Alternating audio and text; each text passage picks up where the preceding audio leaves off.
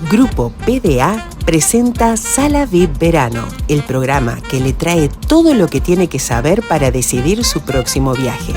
Sala VIP Verano es un producto del equipo más calificado en periodismo turístico, compartiendo todo lo que ocurre en Punta del Este y en la costa atlántica en alta temporada, además de las propuestas de los más importantes operadores turísticos del Uruguay. Conduce Sergio Antonio Herrera.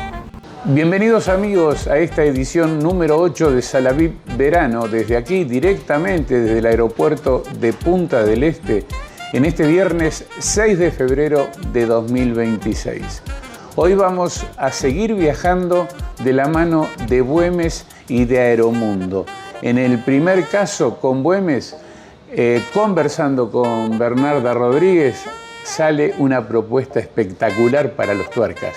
El 6 de noviembre está partiendo un grupo acompañado para ir a la prueba de Fórmula 1 en Interlagos. Son 5 días con todo incluido, lo van a ver, una oferta espectacular. Luego con Aeromundo, en el espacio de Aeromundo vamos a seguir conversando con Lucas Osuna, el director de ventas para Latinoamérica de Europa Mundo, su representada, quien nos lleva de la mano por Europa. Comenzamos por los Países Bajos, pasamos por Rotterdam, donde están, él le llama las casas inclinadas, son las casas cubo, y vamos a terminar en el mejor segmento del Danubio, allí en Budapest. Van a ver qué vistas impresionantes. Y luego viene el momento estelar de esta edición. Vamos a charlar con el autor uno de los autores más premiados que tiene el Uruguay, a partir de su primer libro, del bestseller Al Este de la Historia, que pinta una buena parte de la historia de Punta del Este con sus principales personajes. Vamos a ver todo esto y al final, como siempre, los cortos de Punta Press con la lente del Chango Figueredo y de Lunia Figueredo. ¿Lo vemos? Corporación Gastronómica Punta del Este. Hacete socio y crece con nosotros. Potencia tu negocio con nuestros beneficios, destacalo en nuestros canales y eventos. Conecta con otros profesionales del sector, proveedores y referentes. Accede a talleres y charlas para mejorar tu gestión y a descuentos en grandes proveedores, servicios y aliados estratégicos. Suma tu voz a la nuestra para defender los intereses del sector. El siguiente espacio es una presentación de Buemes Viajes. Nos fuimos hasta Buemes, allí en la calle Colonia, para charlar con Bernarda Rodríguez y que nos impactara con la propuesta que tienen. La van a ver. 5 días para ir a la prueba de Fórmula 1 de Interlagos, saliendo el 6 de noviembre. Vean los detalles. Amigos, como hemos anunciado en el inicio del programa, estamos con Bernarda Rodríguez, capacitadora de ventas de Buemes Viajes, y ustedes no se imaginan el tema que vamos a hablar con una señora como es ella. Normalmente estos temas, estamos acostumbrados, además los veteranos, hablarlo con hombres, así que esto tiene un doble significado. Gracias, Bernarda, por recibirnos esta tarde aquí en Buemes Viajes. Un placer, gracias a ustedes. El tema Fórmula 1, ¿qué les parece? ¿Y por qué Fórmula 1? Porque, como siempre, Buemes tiene pronto algún paquetito para los fanáticos, para los tuercas, y de eso vinimos a hablar. ¿Destino San Pablo puede ser? Exacto. En realidad tenemos armados algunos otros paquetes para otros destinos, algunos en Europa y demás, pero el que sacamos, el que tenemos con bloqueo y todo confirmado, es muy nuevito, hace unos poquitos días que terminó de cerrarse, es para Interlagos en San Pablo. Exacto, que es en el mes de noviembre. Exacto. ¿Qué fecha exacta? Entre el 6 y el 8 de noviembre. Hay que ir guardando ese lugar. Y tenemos tiempo tenemos tiempo para venderlo, pero vuelan los lugares, ¿no? Vuelan los lugares. Tenemos algunos lugares reservados, entonces para el que reserva primero se lo lleva. Contame, Bernarda, ¿cómo es la oferta? ¿Cómo es la propuesta? ¿Cómo es el paquete? La propuesta, ya tenemos bloqueados lugares en los vuelos con muy buenos horarios, traslados. Va un coordinador de Buemes desde Montevideo acompañando al grupo. Tenemos entradas para las prácticas del viernes y la clasificación del sprint. Para los que les gusta la Fórmula 1, saben que Interlagos, San Pablo, tiene, además de la carrera, una carrera pequeña que es el sábado, que se llama Sprint. Entonces el viernes van a tener ingreso para ver las prácticas y la clasificación, el sábado para ver la Sprint y la clasificación de la carrera del domingo, entrada para el domingo, por supuesto. Y un diferencial que tenemos en nuestro paquete es que no volamos ese mismo domingo hacia Montevideo, sino que dormimos en San Pablo, descansamos después de ese día que es de mucha adrenalina y mucho cansancio, para venirnos el lunes volviendo a Montevideo. Y además, San Pablo es una de esas ciudades que entroncan perfecto con Fórmula 1, con el tipo de pasajero de Fórmula 1, porque es una ciudad moderna que ofrece absolutamente todo. En algunos aspectos no parece Brasil por su gastronomía. Muy corporativa. Ahí está, muy corporativa, por su cultura, es una propuesta fascinante, porque además estoy seguro que muchos que de pronto están pensando, mirá qué interesante, y además, ¿cuánto hace que no voy a San Pablo? Estoy seguro que están pensando. Igual te voy a decir una cosa.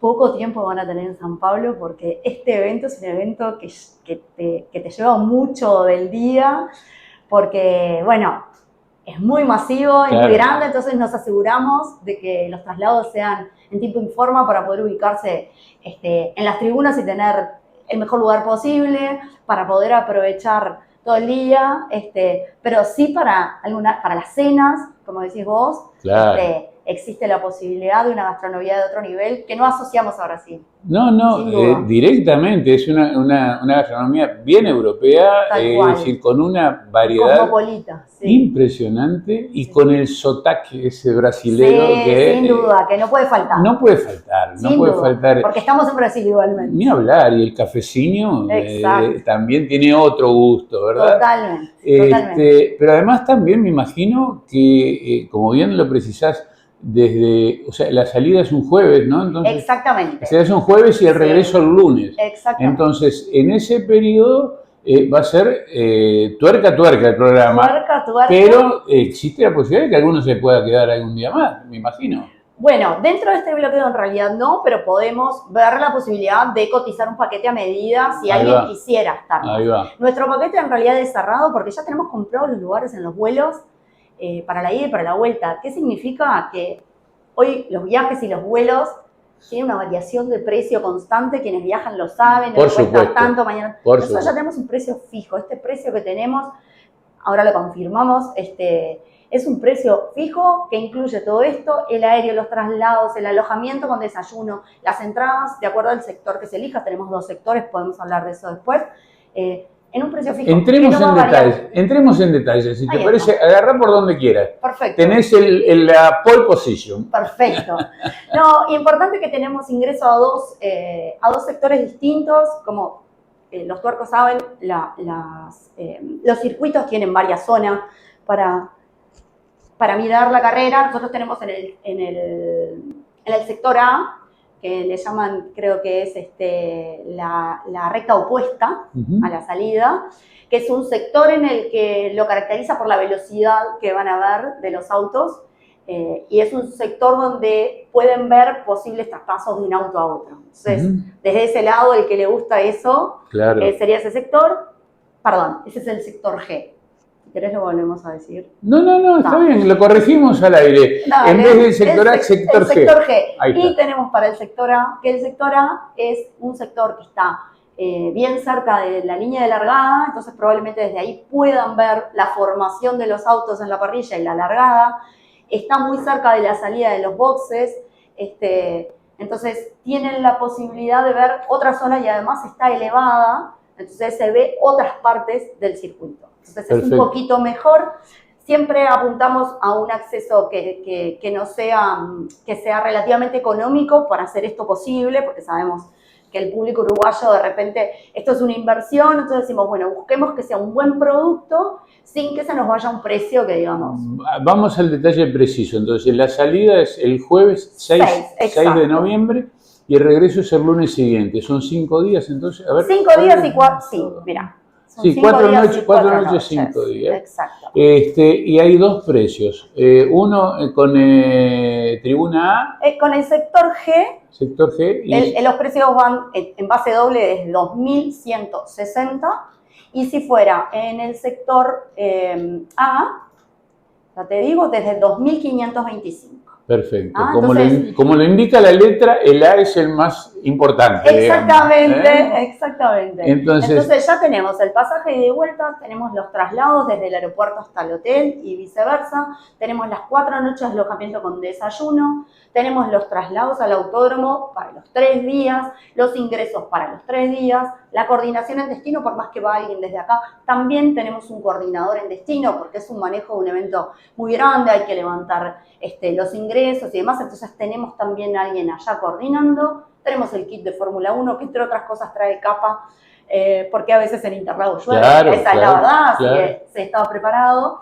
El equipaje incluido, que es un artículo personal y un carry-on, que para esa cantidad de días está más que bien, y el seguro de asistencia por toda la estadía. O sea que no hay que agregar nada más. Lo único que falta es un permiso para subirse a un coche y correr, ¿no? Totalmente. Incluso algunos de estos accesos permiten ir a la fan zone. Yo creo que a veces es tan intenso el día que nos da para ir a la fan zone, pero existe la posibilidad de todo. Repetimos para cerrar y vamos después a hacer otros trabajitos que van a ver ustedes mismos en este mismo programa.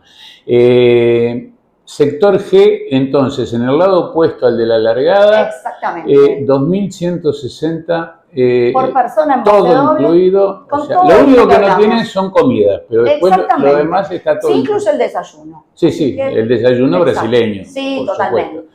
Y con el sector A, que es el más chic, digamos. Exacto, que es un poco mejor. Hay otros chics en el circuito, ¿no? Me imagino. Pero de estos dos que nosotros tenemos bloqueo. 2.560. 2.525. Perdón, 2.500. 2.525 es.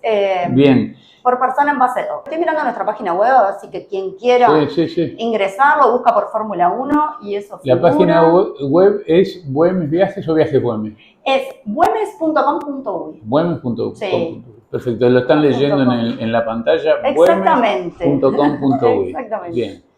Bueno, muy bien, Bernarda. Entonces está la mesa servida para todos los tuercas del país que quieran ir a Interlagos para la serie de Fórmula 1 que se corre en noviembre.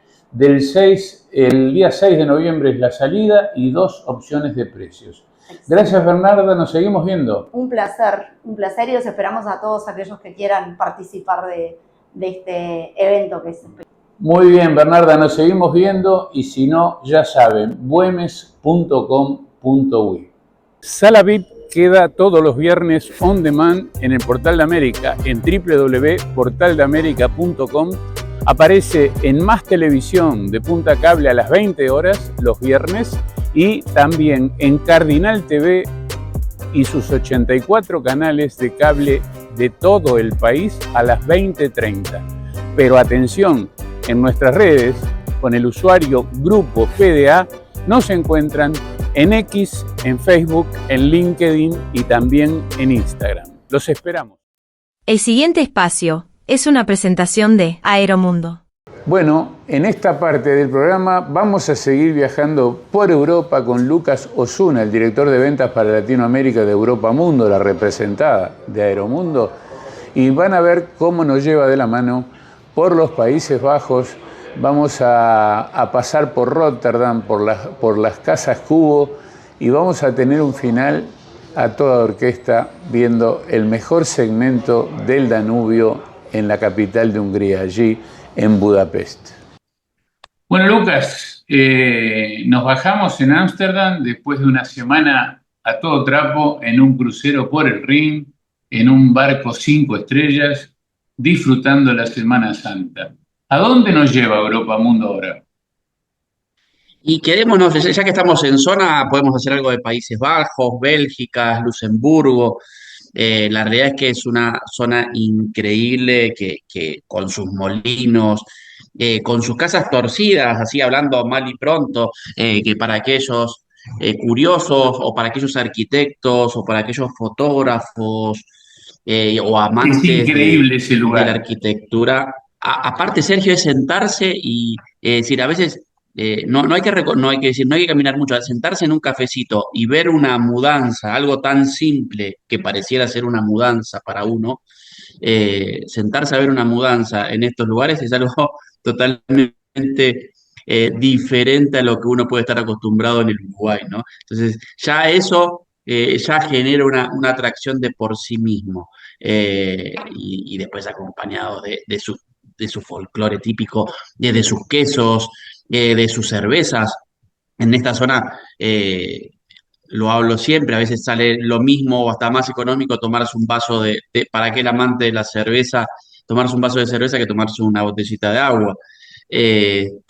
Así que la realidad es que es una zona increíble. Luxemburgo, por ahí un lugar que lo hablábamos fuera de aire, que por ahí uno siempre pasa cerca y por ahí no llega. Y esa es una de las grandes facultades o diferencias que tratamos nosotros de cuando hacemos una ruta en Europa Mundo de poder mostrar. Porque uno a las grandes capitales llega fácil, llega a través de un avión, pero a veces no se da ese tiempo de decir, bueno, ¿cómo agarro un camino alternativo para ir por esos pequeños pueblitos, condados, donde poder conocer la esencia de un lugar? Bueno, para eso estamos nosotros, no se tienen que por qué preocupar y poder conocer todos estos lugares de libre circulación, donde Una, el libre, sí. una semana en los Países Bajos es como un cuento de hadas, ¿no? Es decir, es ir a ese tipo de ciudades tan particulares, lo que decías, los molinos, los suecos, la cerveza, la leche, o sea, es toda una sucesión de... Ahí los que hablan de las experiencias, bueno, ese es un escenario ideal para eso.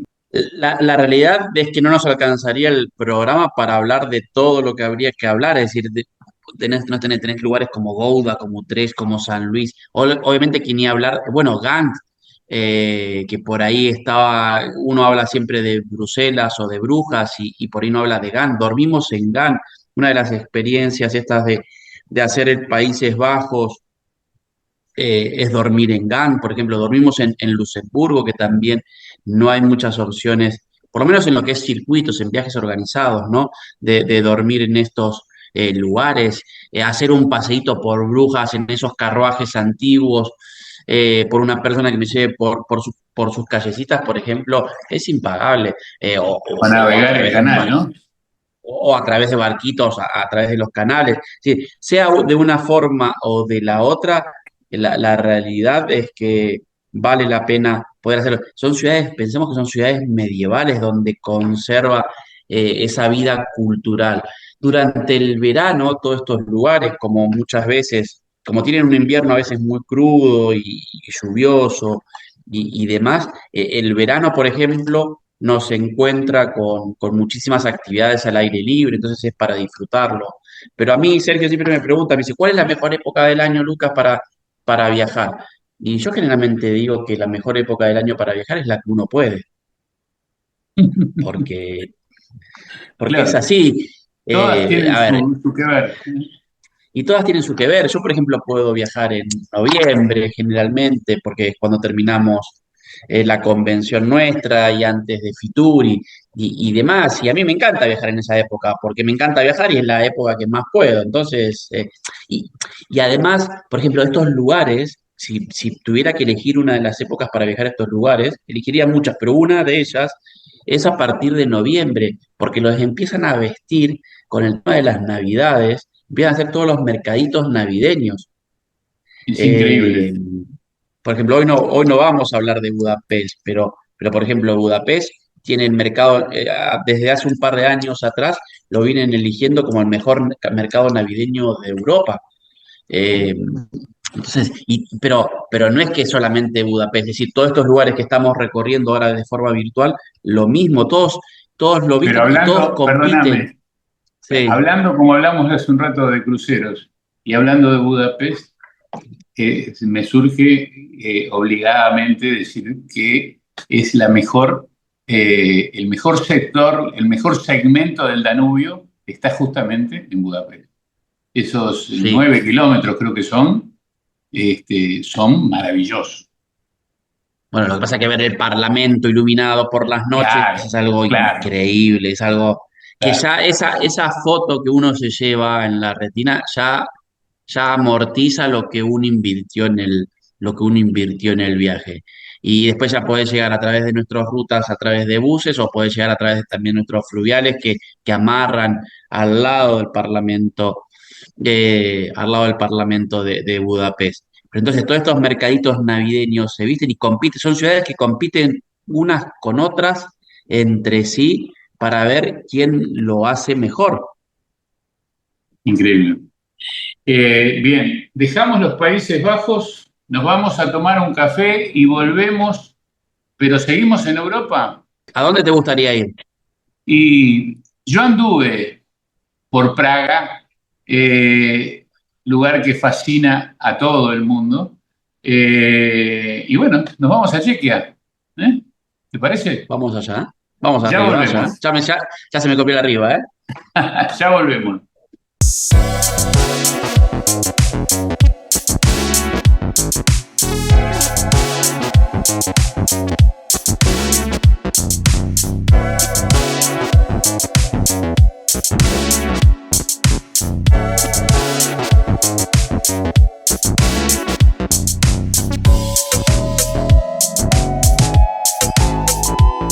Este espacio es una presentación de Cinza South America.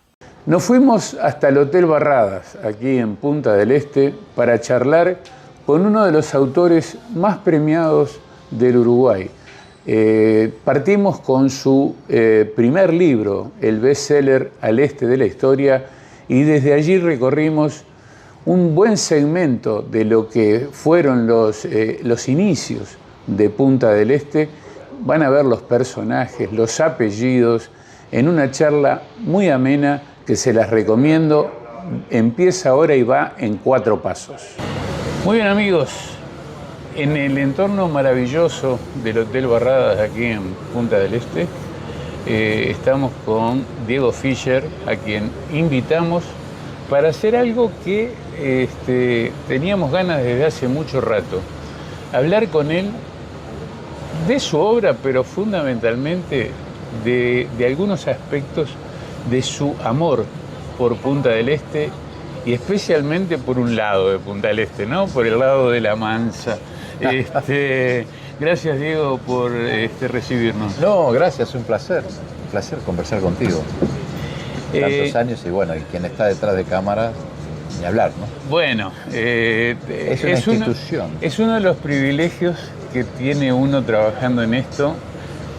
En la promo del Diario del Verano que hacemos de lunes a viernes, sí, dice: Sergio Antonio Herrera y el Chango Figueredo se divierten y les invitan a que se diviertan con ellos. Andás tirado de camarógrafo. Ando mal de camarógrafo. Y bueno, cuando me dicen ¿cómo andás? Y digo, bueno, el programa lo hacemos en el aeropuerto de Punta del Este. Entre los auspiciantes están los mejores operadores. Aquí tenemos la sede también en el Enjoy, Aeropuertos Uruguay. Y bueno, no podíamos tener un cameraman cualquiera, ¿no? Y menos cuando vamos a hablar de la historia de Punta del Este. Ahí va, ahí va. Bueno, en estos días, Diego, como te comentaba, estoy leyendo por primera vez, aunque parezca mentira, yo soy de los que no me escondo y confieso mis errores. Estoy leyendo por primera vez uno de los libros más importantes de tu obra, ¿no? Yo creo. Al Este de la Historia. Es el libro que comenzó, con el cual comencé mi carrera de escritor. Y bueno, es en un libro donde yo expreso de manera entusiasta mi amor por este lugar.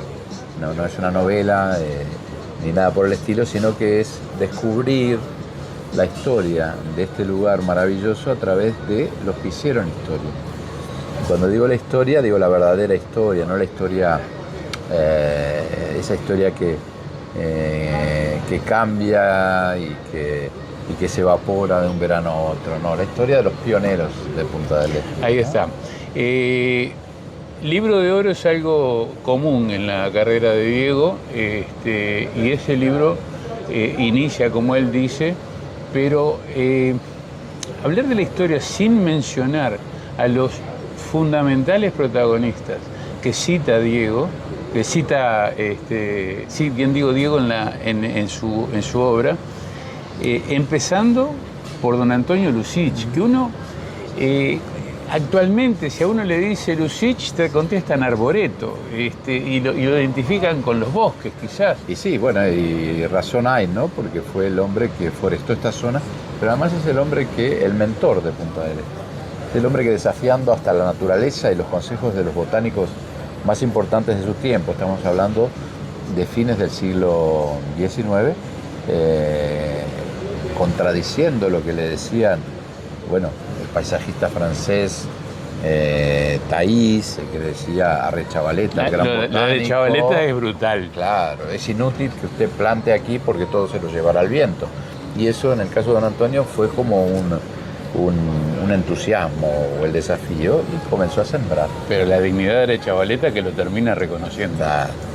Bueno, 20 años después, o menos de 20 años, porque también es don Antonio, además de forestar y plantar Punta Ballena, que era una asociación de sierras peladas, derivación de las sierras del Carapé, donde gobernaban solo los vientos. Si nos ponemos a pensar que en los momentos de sudestadas o temporales fuertes de viento, la arena llegaba hasta la puerta de la Catedral de Maldonado, uno se puede dar una composición o hacer una composición del lugar de lo que era todo esto. Y don Antonio comenzó a sembrar, pero además es uno de los pioneros, no solo en eso, sino es pionero de la forestación, porque él descubre a través de su siembra las bondades de la tierra oriental o la tierra uruguaya, tan propicia para que los pinos, los árboles crezcan en un tercio de tiempo o menos de lo que lo hacen en cualquier otra parte del mundo. Lo que es increíble es el origen de por qué, una conversación con su esposa quejándose, sí, justamente. Después de un temporal de esos, de aquellos, mejor dicho, donde el viento ponían roperos para... Y ni así. A los postigones. A los postigones de madera, de madera maciza. Y doña Ángela, que era una mujer de mucho temperamento, le dijo: o buscas una solución para el viento, o no volvemos, tus hijas y yo no volvemos nunca más aquí. Y don Antonio, en palabras más, palabras menos, le dijo: Ángela, peores tempestades he padecido yo en el mar, en alta mar, y aquí me tienes. Claro, él era un marino que se dedicó a rescatar náufragos del Río de la Plata y del Océano Atlántico, o sea que él estaba acostumbrado a luchar y a enfrentarse al mar.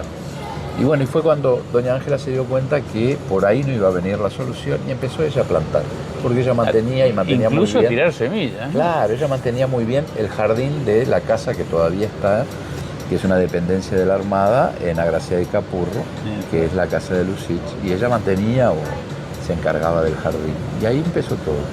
Al año siguiente, cuando vuelven... No podían creerlo. No podían creer. Aquello era un vergel, un vergel acotado a la casona. Estamos hablando de Punta Ballena, estamos hablando de un lugar al que se accedía vía fluvial, o sea, la navegación desde Montevideo hasta Punta del Este. Era por barco, ¿no? Por barco, no había llegado el tren ni por asomo. Eso iba a demorar 30 años. 30 años. Y la carretera, 50. Pero digo, la evolución después, junto con la botánica y con la poesía y con... Claro, no se puede entender a don Antonio si no se conoce un poquito su historia. Él fue revolucionario de las lanzas, claro, en 1870. De esa revolución, cuando él ve, siendo un muchacho, un chiquilín, cuando él vuelve desilusionado por lo que ve en la guerra, escribe Los Tres Gauchos Orientales, que se los envía de inmediato a nada menos que a José Hernández, a Buenos Aires, y Hernández le responde en cuestión de una semana. Es una cosa impresionante. Y de la forma en que... Y de la forma que lo... Y él feliz va a su padre, que era don Filip Lussich, el croata que había venido de la isla de Brac, y le muestra la carta orgulloso, la carta de Hernández, y el padre lo mira y dice, está muy bien, pero de la poesía no se vive. Mañana te quiero en el puerto trabajando en la empresa familiar. Esta es la primera parte. Enseguida de la pausa venimos a ver qué fue lo que dijo Borges de lo que le mandó Lussich a José Hernández.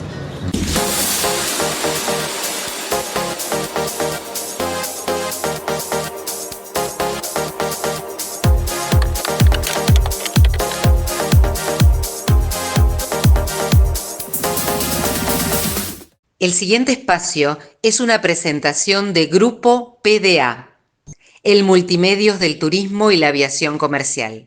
Bueno, y Diego, nada menos que al autor de Martín Fierro le llega lo que le manda don Antonio, y años después, ¿qué es lo que Muchos dice? años después, porque esto estamos hablando de 1880, sí, más o menos 1870 y poco. No recuerdo cuándo se publicó el Martín Fierro realmente. Los Tres Gauchos Orientales fueron 6 meses o casi un año antes. El Martín Fierro creo que es de 1872. Puedo errarla en un año o en unos meses.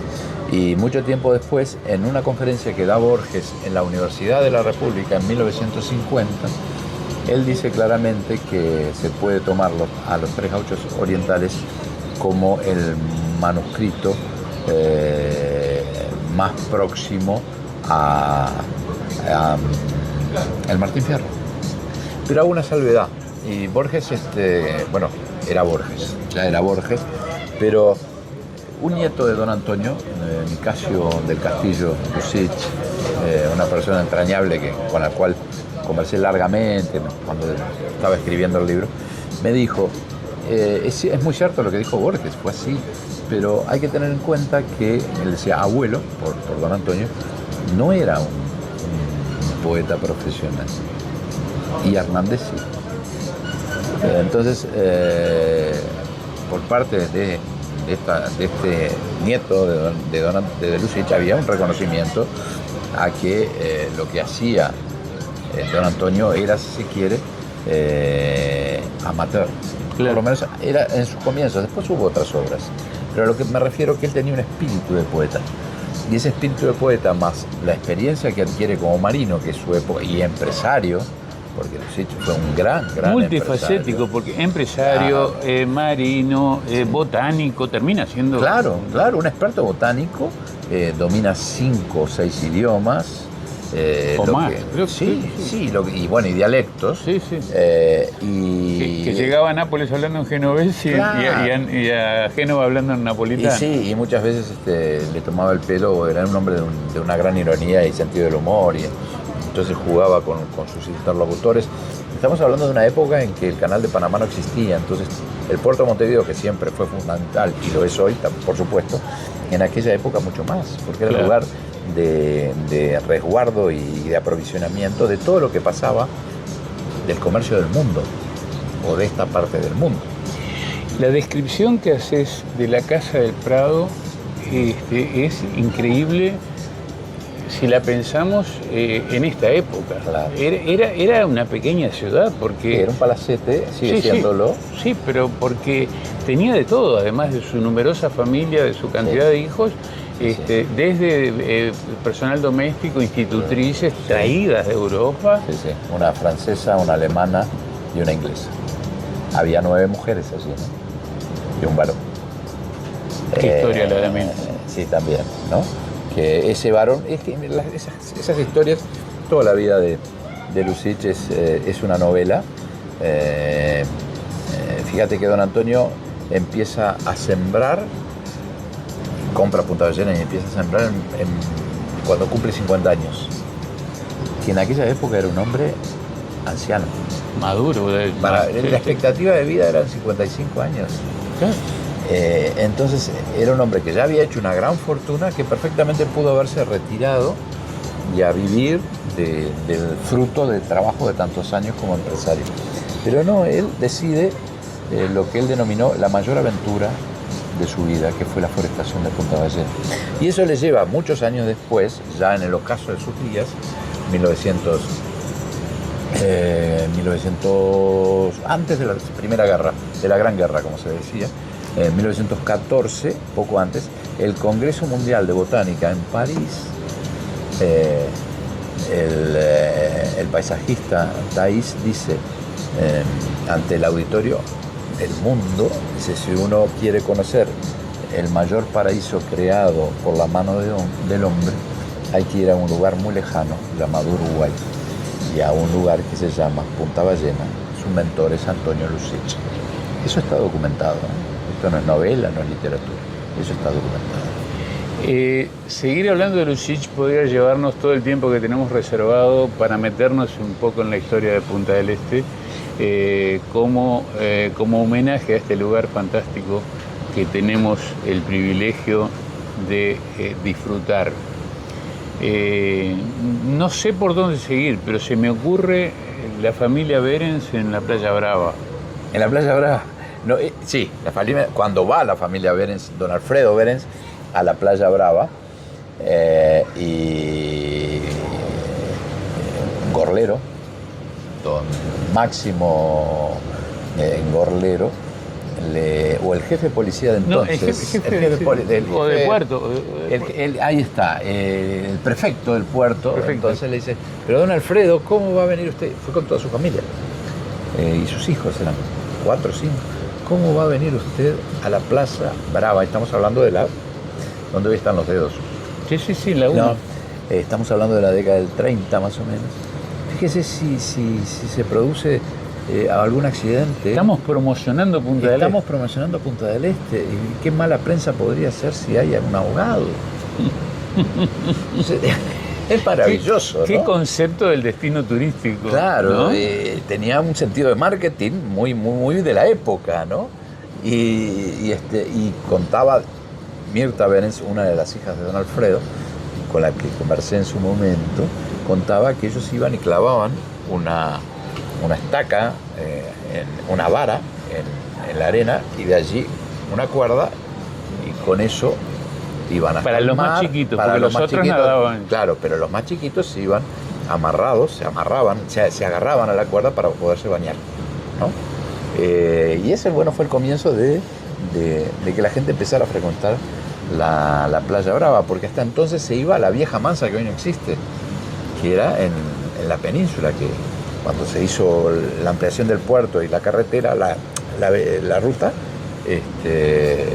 eso que la desapareció. excusa para ir a la Brava era la cantidad de gente que estaba en la Mansa, Claro. que ya no se podía estar, ¿no? Y fíjate que en esa época veraneaban números más, números menos, en Punta del Este, que tenían casa y estaban afincados, unas 200 familias, entre argentinos y uruguayos, mayoritariamente argentinos, Claro. que dicho sea de paso fueron los que impusieron, le dieron esa impronta y ese toque de distinción que tuvo Punta del Este y que sigue teniendo. El gran olfato de marketing turístico que tienen los argentinos, Sí. que nos ha beneficiado primero en Montevideo, después acá. Claro, pero fundamentalmente Punta del Este. ¿Y sabes por qué le gustaba tanto Punta del Este? Porque Punta del Este era una península a la merced de todos los vientos. Era un lugar donde había una salina, donde había pescadores. No había, por supuesto, ni agua, no había mucho menos energía eléctrica. Estamos hablando de la década del 10, ¿no? La llegada de la chica de los Behrens al hotel ese... Claro, de Pedro Rizzo, ¿no? Al hotel de Pedro claro, Rizzo, que al hoy Central. Hoy está a la venta ese edificio, el Hotel Central, lamentablemente. ¿Y cuál era? ¿Por qué les gustaba tanto a los argentinos de la élite más aristocrática de la Argentina, rancia? Era la aventura. Claro. Ellos no querían el confort que tenían en su casa o podían vivirlo cuando en sus viajes larguísimos a París o a Inglaterra o a Europa toda. No, ellos les encantaba la aventura. El llegar era una aventura y el vivir allí era una aventura. Y ese fue el comienzo de Punta del Este. Una aventura que además ellos pretendían, y durante mucho tiempo lo lograron, que no se conociera, que no se difundiera, porque la masividad iba a terminar con ese encanto. Lógico. Vamos a guardar el secreto de que no se corra la voz. Exacto. Titulamos para el próximo bloque, si te parece, Diego, un apellido que recién se te escapó y que es la principal avenida de Punta del Este. Gorlero, ¿te parece? ¿Cómo no?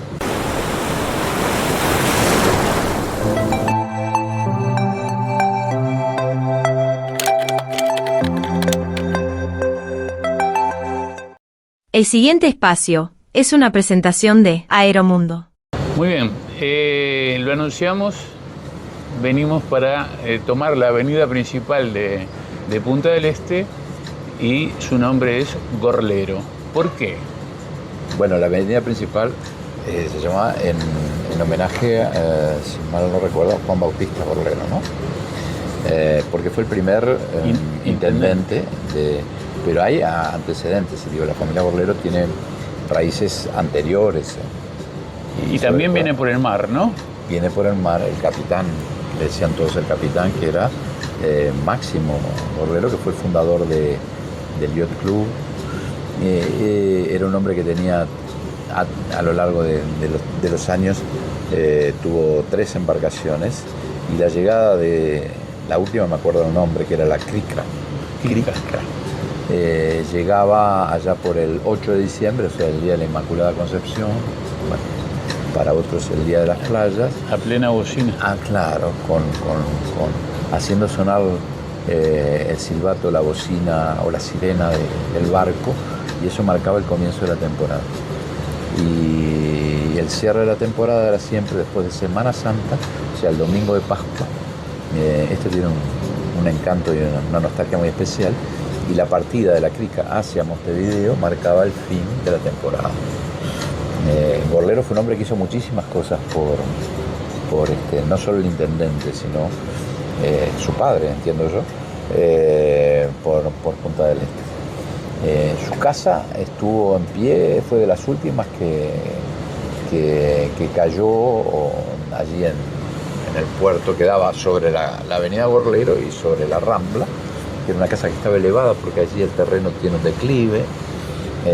Yo conocí bastante a su hija Lía Gorlero, que vivió casi 100 años, y ya lo último no podía venir a Punta del Este, vivía en el edificio Gorlero en Punta Carretas, y ella me mostraba la vista que tenía hacia el mar, hacia el Río de la Plata, y la nostalgia que eso le traía de la Punta del Este.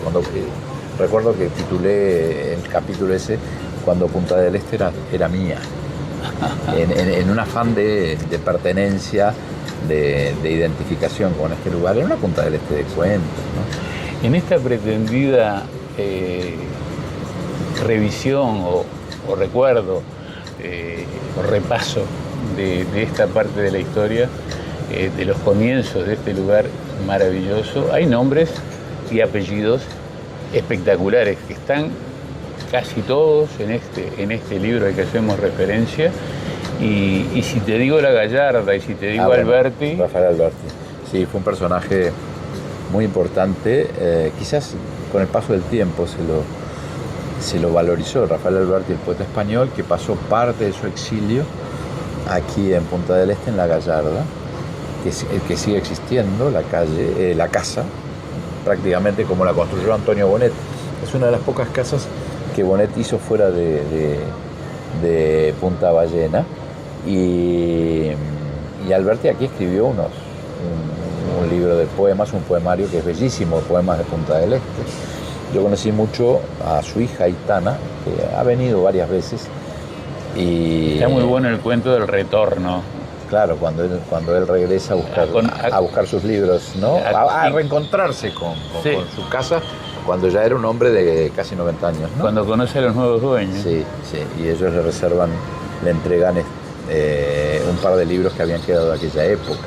Pero en esa casa, fíjate vos que era el punto de encuentro de muchos, o de la mayoría de los exiliados españoles que estaban por estas latitudes, pero se daban cita ahí, Pablo, gente del mundo, obviamente intelectuales. Ahí venía Pablo Neruda, estaba también Margarita Xirgu.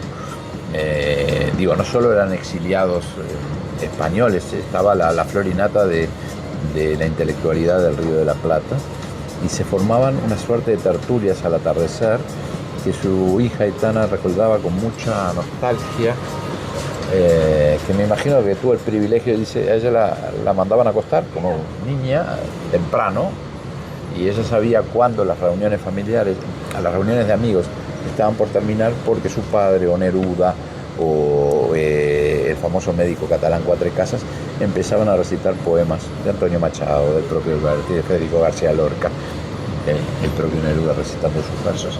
Entonces, ¿cuánto costaba la entrada de esa tertulia, no? Sus canciones de cuna fueron la mejor poesía de la lengua española. Privilegio, ¿no? Qué privilegio. Y eso fue en Punta del Este. Apellidos, nombres. Vinicius de Moraes, en Casa Pueblo, con Carlitos Páez. Nosotros tenemos una parte de esa historia, la tenemos en el Portal de América, en una memorable trabajo que hicimos junto a Ramón de Sequilla, que vivió nada menos que 50 años al lado de él, y escribió un libro que lo presentó en Casa Pueblo hace poco, hace 2 o 3 años. Y las anécdotas de Vinicius son mundiales, ¿no? Pero hay una muy divertida. La del desayuno. Esa no, lo pinta. Claro, lo pinta de pies a cabeza.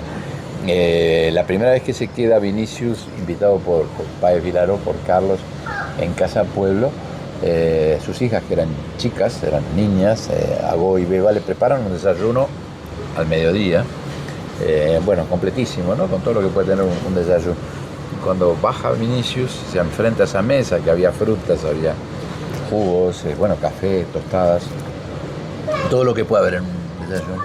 Lo mira y las chicas, las niñas, todas ilusionadas, habían preparado el desayuno, y lo mira Carlos sorprendido. Carlitos, no hay gin tónica aquí. Bueno, demuestra y comprueba lo que se decía, ¿no? Que Vinicius amanecía con gin, pero dormía con whisky, ¿no? Exacto. Sí. Y bueno, eso fue lo que le provocó que partiera de este mundo aún prontamente, ¿no? Ahora, de la misma forma que yo contaba hace poco en otra entrevista que lo vi a Horacio Ferrer vestido con capa y con boina con un clavel y andando en su Super Sport del 29, el Pocho Longo, el coordinador de Canal 4, cuando lo vimos en esa nota con Nacho Suárez, dijo, ¿cómo no va a escribir balada para un loco? Claro. ¿No? Y Vinicius, ¿cómo no iba a hacer lo que hizo con el tipo de vida que llevó? ¿Cuánto whisky, cuántas mujeres pasaron por su vida? Bueno, el matrimonio tuvo 9, ¿no? Formales. Historias de amor incontables, ¿no? Sí, y él tenía una relación de amistad con el doctor Rodolfo Talich. Y el doctor Rodolfo Talich le mandaba estudios, porque él fue cónsul en Montevideo, ¿no? Que poca gente sabe. Y su médico era don Rodolfo Talich, a quien conocí mucho. Y le decía, Vinicius, ¿por qué usted hace lo que no debe hacer? Y él siempre le decía, pero doctor, querido doctor, lo quería mucho la persona esa. Yo no podría vivir si no hiciera esta vida que llevo, ¿no? En fin. Era consciente el hombre. Es lo que decía hace unos minutos. Si nos ponemos a hablar de cada personaje, necesitamos muchísimos programas. Vamos a una nueva pausa y venimos para el remate de esta linda charla con Diego Fischer para hablar de Punta del Este. Ahora sí.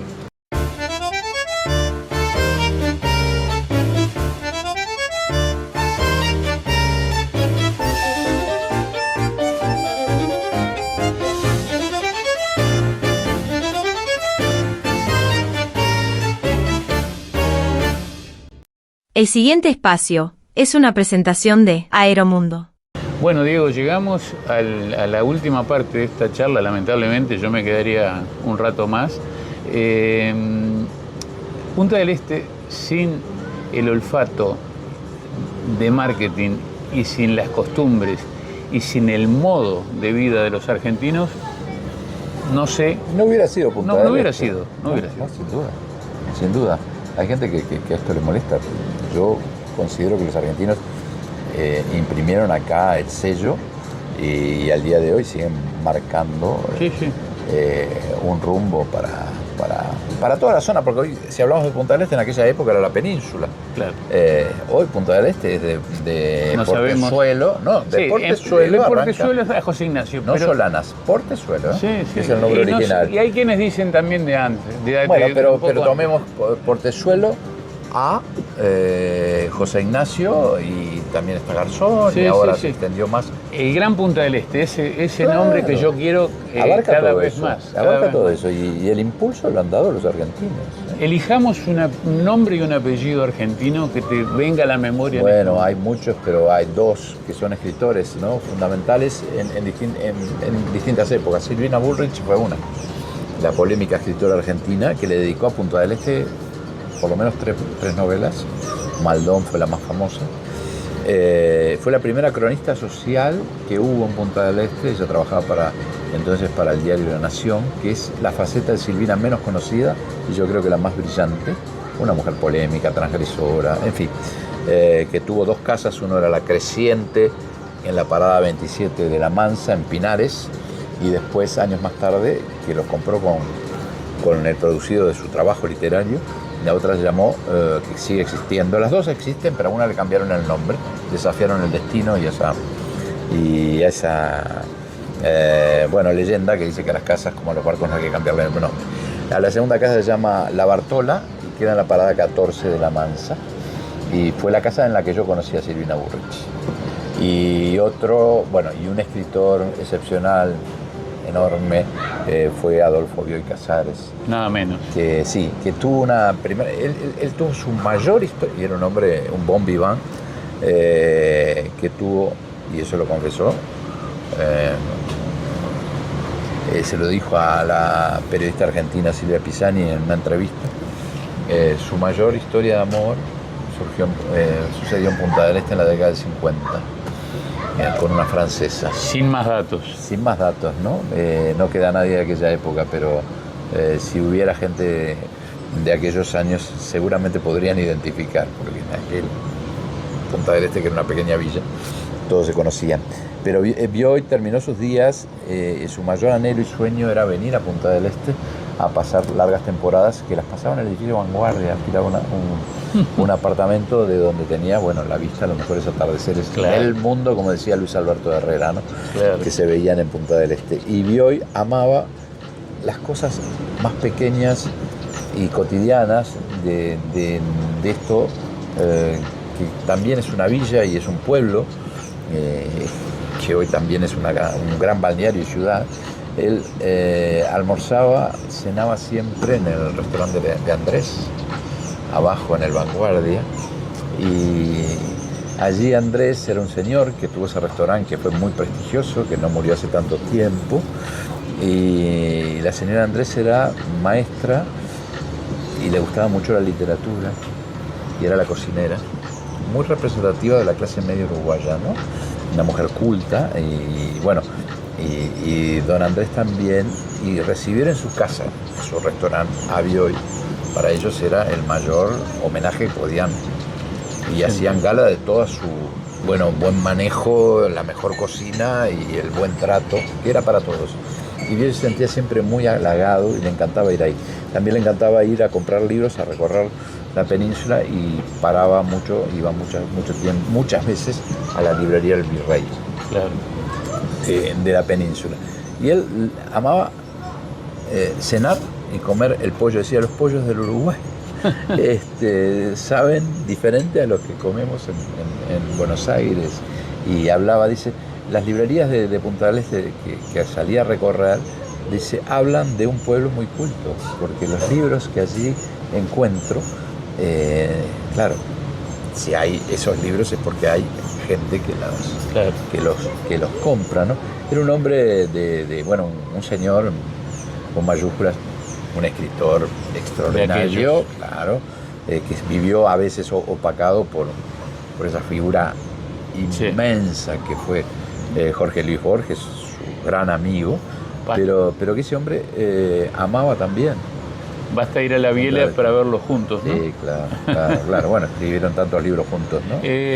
Diego, ya para redondear, si te digo Piazzolla no terminamos Bueno, tampoco, Piazzolla, ¿no? otra persona que decía, nació en Mar del Plata, Piazzolla, podía haber elegido el mar de Mar del Plata y sin embargo eligió Punta del Este. Y su casa, que existe en Rincón del Indio, con otro nombre, él la tituló Al Sur, porque bueno, la casa miraba al sur, pero es un nombre muy tanguero, ¿no? Claro. Y él compuso para Punta del Este un homenaje mayor, que es la suite Punta del Este, a pedido de las señoras que integraban, entre ellas Mecha Gataz, el Centro de Artes y Letras de Punta del Este, que marcó toda una época, ¿no? En los años 70 y 80. Y podríamos seguir hablando. Señores, yo disfruté mucho, espero que ustedes también. No fue equivocada la idea de convocar a Diego para hablar de Punta del Este. Evidentemente nos quedan muchísimas cosas más para seguir y bueno, capaz que sea la excusa válida para que dentro de poco lo volvamos a molestar y a decirle que la gente del Portal de América, en algunos de sus productos, ya sea en la revista, en el programa de TV o en el portal digital, quiere seguir escuchando y viendo sus reflexiones. Gracias, Diego, y cerrame con algo que tenga que ver con este lugar maravilloso. ¿Dónde estamos ahora? ¿O por Punta del Este? Si querés empezar con el lugar donde estamos ahora y seguir. Bueno, este es el Barradas Parque Hotel, que es mi casa en Punta del Este, porque aquí vengo hace 15 años, tengo mi actividad cultural todos los miércoles. Y bueno, Punta del Este es el sueño, es mi lugar en el mundo. Y a mí me gusta un verso de Rafael Alberti, que escribió, que dice así: de Punta del Este al mar y del mar a dónde iría que me dejaran cantar. ¿Qué tal? Cerremos, no vale la pena seguir hablando después de esto. Muy bien, amigos, y esto ha sido todo por hoy en esta 8ª edición de Sala VIP Verano, desde aquí, desde el Aeropuerto Internacional de Punta del Este. Pero para marcharnos con la misma calidad de imágenes que tuvimos hasta ahora, vamos al trabajo de Punta Press con esta selección de cortos de lo ocurrido en los últimos días. Nos vemos el próximo viernes 13 de febrero. Yo soy del concierto Uruguay le canta a la Virgen de los 33 y muy amablemente Club del Lago Golf también me abrió las puertas para venir a verlo. Bueno, esto es el regalo, es un libro de la Virgen de los 33, escrito por Monseñor Sanguinetti. Pero usted es más uruguaya que todos, entonces también muchísimas gracias. A todos ustedes les mando un abrazo enorme, muchas gracias por haberme invitado, gracias por ese premio que me sacaron ahora. Es una maravilla, es una belleza. Sí. Y les quiero dar las gracias a todos ustedes por estar. Espero poder hacer lo que ustedes quieren. El sábado 31 de enero en el Club del Lago Golf se jugó el torneo Copa Darenberg 46 aniversario con el eslogan "Cada golpe salva vidas". Todo lo recaudado fue a beneficio de la Fundación Pérez Escremini. Mira, estamos acá gracias al Club del Lago, a sus funcionarios, a toda la gente que participa en este torneo que se llama Cada Golpe Salva Vidas. Y bueno, esa es la misión de Pérez Escremini. Tratamos a todos los niños con cáncer y adolescentes del Uruguay y por suerte con buenos resultados. 8 de cada 10 niños se salvan, pero no alcanza. La obsesión, el sueño es llegar a 10 de 10 y cada aporte de estos realmente nos ayuda mucho. Y como significado, yo creo que esto de cada golpe salva vidas es si tenemos más y más y más y más golpes que se sumen, cada golpe es un latido de vida nueva y bueno, hay que pelear por la vida para darles una oportunidad a todos los chiquilines. Hay muchas maneras de colaborar, desde las más simples hasta lo que sea, pero a través de la página web ustedes se pueden ver, toda la audiencia, dónde colaborar, cómo, desde ser socio de 50 pesos por mes hasta otro tipo de colaboraciones, la que fuera. Todo es bienvenido y todo suma. Solamente entre todos podemos lograr que esta enfermedad injusta, traicionera, fea se erradique y que los niños tengan una oportunidad de vida como la que tenemos nosotros. Estamos conmemorando este 2 de febrero 510 años de la llegada de Solís al Río de la Plata. Ustedes saben que como llegó el día de Nuestra Señora de la Candelaria, el puerto está bajo la advocación de la Virgen.